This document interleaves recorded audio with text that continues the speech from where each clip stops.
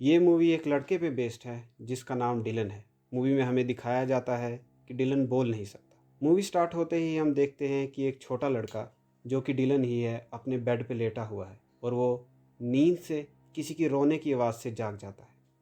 वो किचन की तरफ जाता है और देखता है कि वहाँ पे कोई औरत रो रही है, जो हमें मूवी में आगे पता चलता है कि वह डिलन की मॉम है। आगे हम देखते हैं कि डिलन और उसके डैड एक नए घर में शिफ्ट कर रहे हैं। कुछ देर बाद डैड उसको काउच पे बैठे हुए एक कहानी सुनाने लगते हैं। थोड़ी देर बाद जब वो अपने कमरे में बैठा होता है तो उसे एक कोने से कुछ अजीब सी आवाज़ें सुनाई देती है। वो देखने के लिए वहाँ जाता है तो उसे वहाँ एक पुराना बड़ा सा शीशा दिखाई देता है और एक स्ट्रेंज बुक मिलती है। वो बुक को खोल के देखता है। बुक का नाम होता है बुक ऑफ शैडोज़। उस बुक में अजीब अजीब सी चीज़ों के बारे में लिखा होता है, अलग अलग रिचुअल्स के बारे में लिखा होता है। उसके एक पेज पे लिखा होता है विश ऑफ डिज़ायर। तभी उसके डैड उसके कमरे में आ जाते हैं। उनके आने से पहले ही डिलन बुक को छुपा लेता है। डिलन के डैड उसको खाना खाने के लिए बुलाते हैं। डिलन अपने डैड से पूछता है कि क्या उसकी मॉम उनके साथ होती अगर डिलन अलग नहीं होता तो। डिलन के डैड उसको समझाते हैं कि वो परफेक्ट है और अगर हम उन चीज़ों पर ध्यान दें जो हमारे पास नहीं है तो हम उन चीज़ों को भूल जाते हैं जो हमारे पास है। डिलन दुखी होकर बैठा होता है तो उसके डैड उसको पूछते हैं कि क्या हुआ। तो डिलन उनको बताता है कि क्या इस घर में सच में जो पुराना मालिक था उसकी मौत हुई थी क्या। तो उसके डैड उसको बताते हैं कि हाँ, और उसको चिंता करने की कोई ज़रूरत नहीं क्योंकि वो बूढ़े हो चुके थे। डिलन के डैड रेडियो स्टेशन के लिए काम करते हैं और वो रात में नौकरी पे जाते हैं। डिलन को घर में अकेला ही रहना पड़ता है तो उसके डैड उसको समझाते हैं कि घर में सब ठीक से रखना और अगर उसको ज़रूरत हो तो उनको कॉल करना।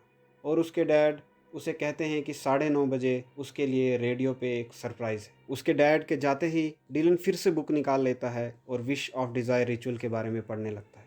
बुक में लिखा होता है कि दिन के आखिरी घंटे की शुरुआत में एक मोमबत्ती को जला लें।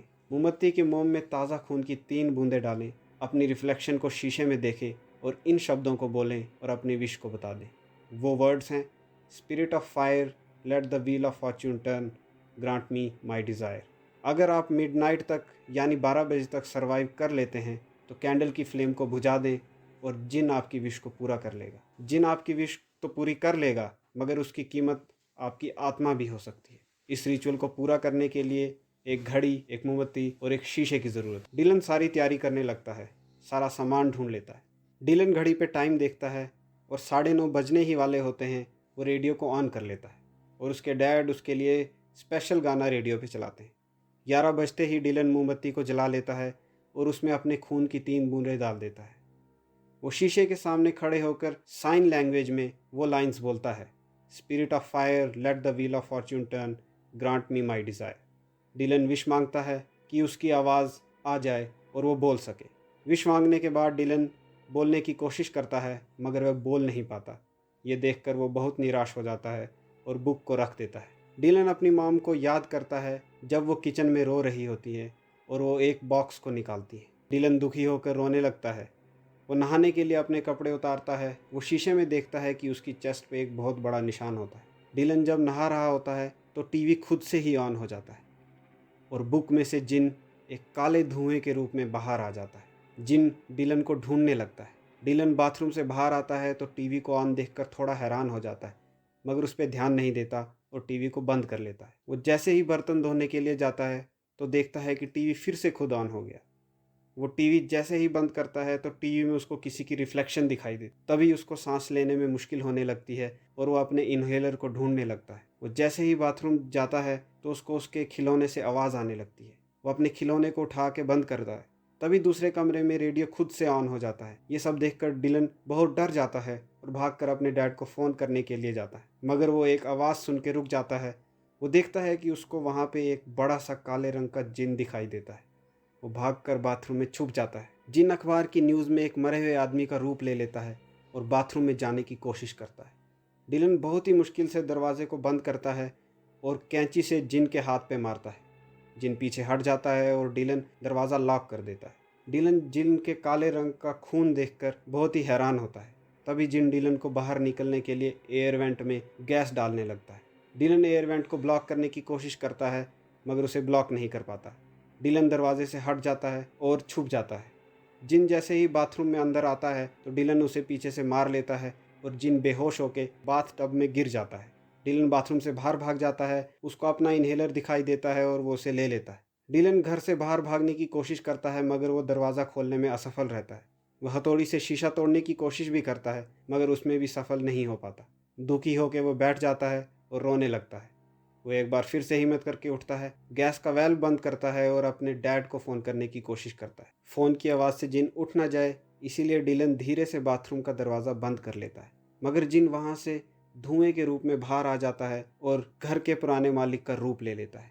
जिन डिलन को ढूंढने लगता है मगर डिलन उसे मिल नहीं रहा। तभी अचानक से डिलन उसकी आंखों में कीड़े मारने वाली स्प्रे डाल देता है जिससे जिन अंधा हो जाता है। डिलन एक चाकू उठाता है और मोमबत्ती लेके क्लोजेट में छुप जाता है।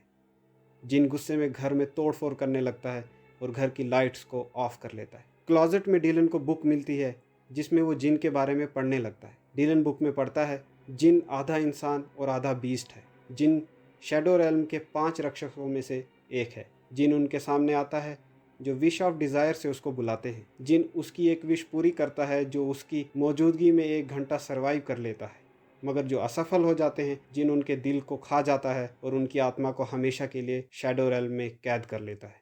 जिन मरे हुए लोगों का रूप लेता है और विशेष इस तरह से पूरी करता है कि जिन को बुलाने वाले की उस इच्छा को ही ख़त्म कर दे।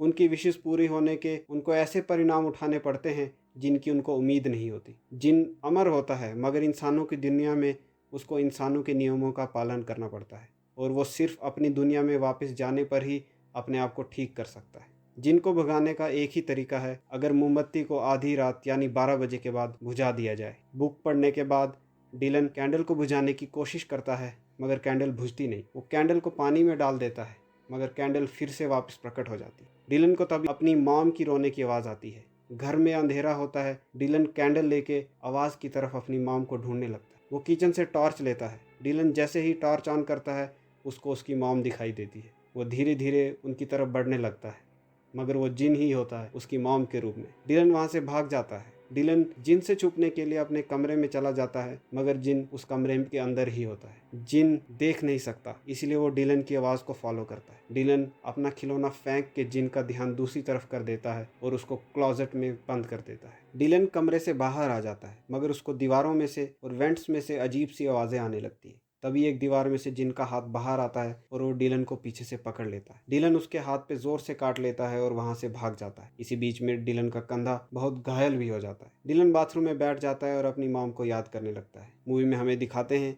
कि डिलन की मॉम किचन में रो रही होती है। तभी वो एक बॉक्स में से गन निकालती है और अपने आप को शूट कर लेती है। डिलन को तभी बाथरूम के वेंट्स में से आवाज़ें आने लगती है, इसलिए वह बाथरूम से बाहर भाग जाता है और वायर केबल से बाथरूम को लॉक कर लेता है। डिलन किचन एरिया में जाता है और मोमबत्ती के पास खड़ा हो जाता है और 12 बजने का वेट करने लगता है। 12 बजने में थोड़ा ही समय बाकी होता है मगर जिन तभी वहां आ जाता है और डिलन को कैंडल के सामने से हटना पड़ता है। डिलन काउंटर के नीचे छुप जाता है और मौका देखकर जिन के पैरों को चाकू से काट कर जख्मी कर लेता है। जिन डिलन को नीचे गिरा के उसका गला दबाने लगता है मगर डिलन एक बार फिर से चाकू से हमला करके भागने में सफल हो जाता है। डिलन धीरे धीरे कैंडल के पास जाने की कोशिश करता है मगर जिन उसका पैर पकड़ के उसका पैर मोड़ देता है। डिलन बहुत कोशिश करके कैंडल के पास पहुंचता है। वो जैसे ही कैंडल को बुझाने वाला होता है तभी जिन उसकी मॉम बन के उसको बोलता है कि मुझे तुम दोबारा छोड़ने पर मजबूर मत करो, मगर डिलन कैंडल को बुझा लेता है और जिन वहां से चला जाता है। जिन के जाते ही डिलन के सारे घाव खुद ही ठीक हो जाते हैं।